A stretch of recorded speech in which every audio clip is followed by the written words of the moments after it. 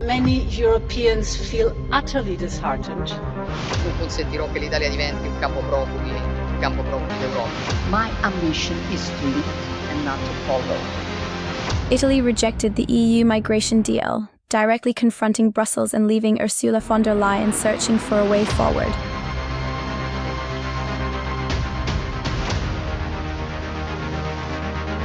On paper, this pact was supposed to be Europe's great solution, a historic fix to a growing crisis. But the moment Italy said no, the facade began to crack. Because once you strip away the polished speeches and staged unity, one truth stands out. Italy challenged the empire, and the empire flinched. Quota of legal migration where it can be fully integrated can make a positive contribution to our economies, but I remain convinced that it would be more responsible for us to entrust European citizens with the solution to the European welfare system crisis. Decline is a choice. Italy didn't reject the migration pact to make headlines. It rejected it because the system expected automatic obedience. Brussels assumed Italy would sign like everyone else, nod politely, and move on. Instead, Rome did the one thing the Commission is never prepared for. It disagreed publicly. Lavoriamo ogni giorno per mantenere gli impegni che abbiamo sottoscritto con voi in ogni ambito, compreso quello del ripristino della legalità e del contrasto all'immigrazione illegale. And this is where the real fracture appears. For years, the EU has operated on consensus held together by pressure, not balance. Italy sees the pact as another burden disguised as cooperation, a deal where coastal states handle the arrivals while Brussels controls the framework. Different workload, same lecture. A model that was criticized at first, but that then has gained increasing consensus, so much so that today the European Union is proposing to set up return hubs in third countries. One refusal exposed the weakness. If one member can freeze the process, the authority isn't absolute, it's conditional. Italy didn't destabilize the EU, it revealed that the stability was never as solid as advertised. A single no was enough to stop the machine. This package reflects a fair and reasonable balance between responsibility and solidarity among member states. The Migration Pact is marketed as Europe's big fix: efficiency, fairness, shared responsibility. That's the headline. Brussels calls it modern, humane, and necessary, but Italy looked past the presentation and saw a structure built to manage perception, not pressure. The pact centralizes decision-making in the Commission while leaving frontline countries to deal with the physical reality of arrivals. The promise is shared responsibility. The mechanism, critics argue, is redistribution on paper and concentration of power in practice.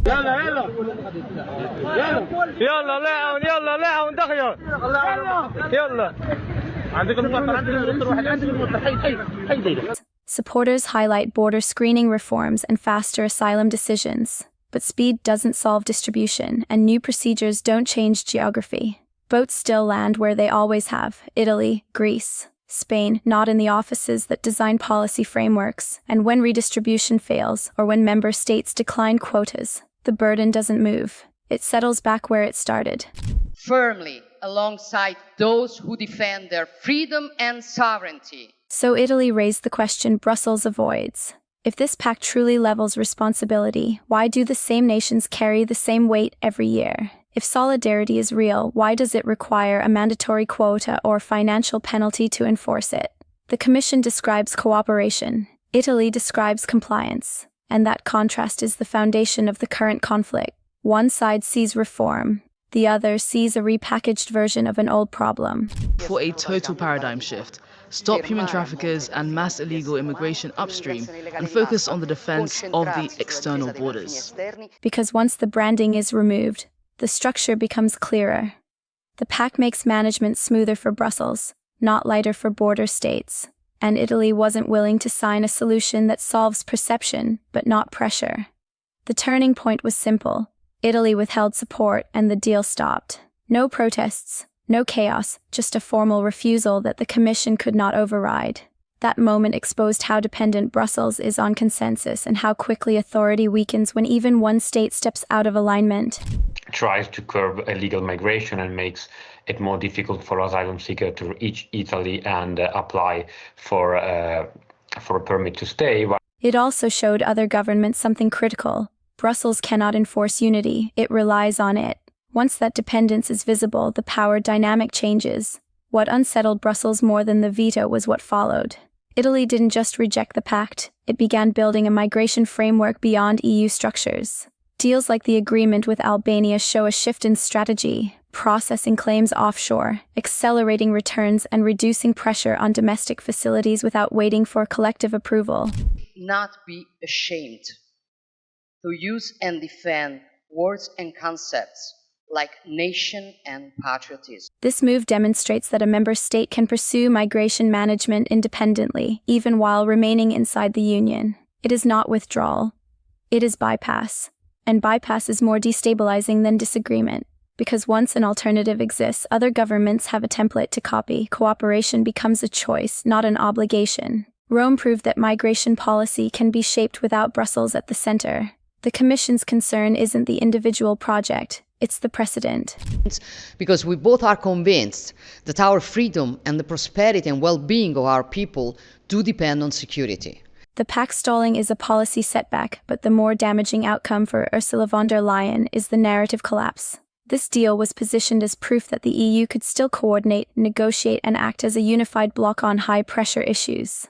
Italy's refusal punctured that storyline instantly. A project sold as a symbol of European capability became evidence of internal limitation.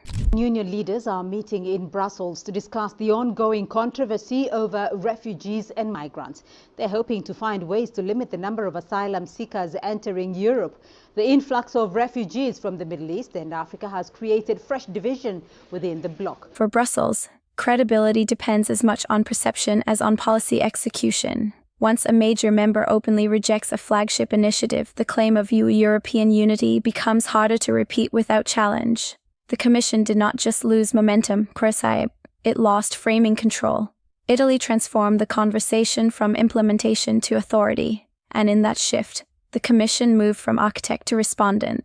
Italy's decision was not contained within its borders, it functioned like a political signal. Capitals that have clashed with Brussels before took note not of the veto itself, but of the outcome. There was no immediate penalty, no isolation, no forced compliance. The system paused. That observation matters. It shows that disagreement with the Commission does not automatically come with institutional consequences.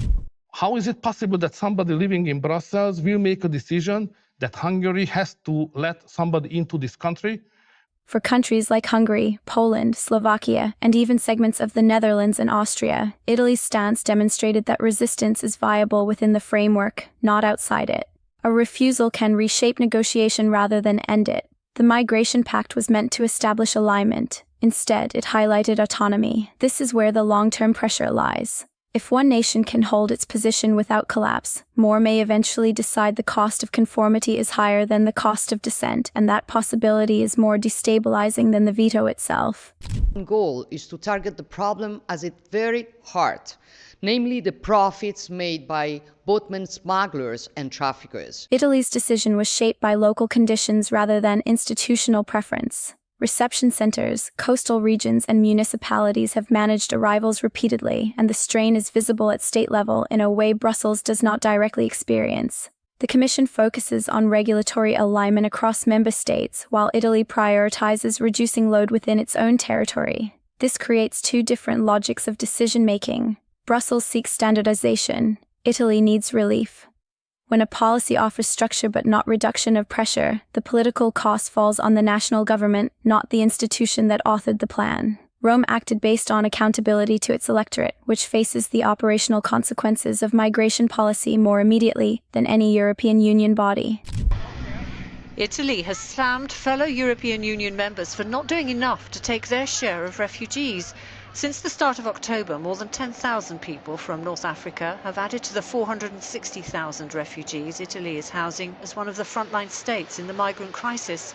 Italy's rejection affected not only internal policy but external perception. The pact was presented as evidence of EU alignment on migration, yet its halt showed that alignment cannot be assumed.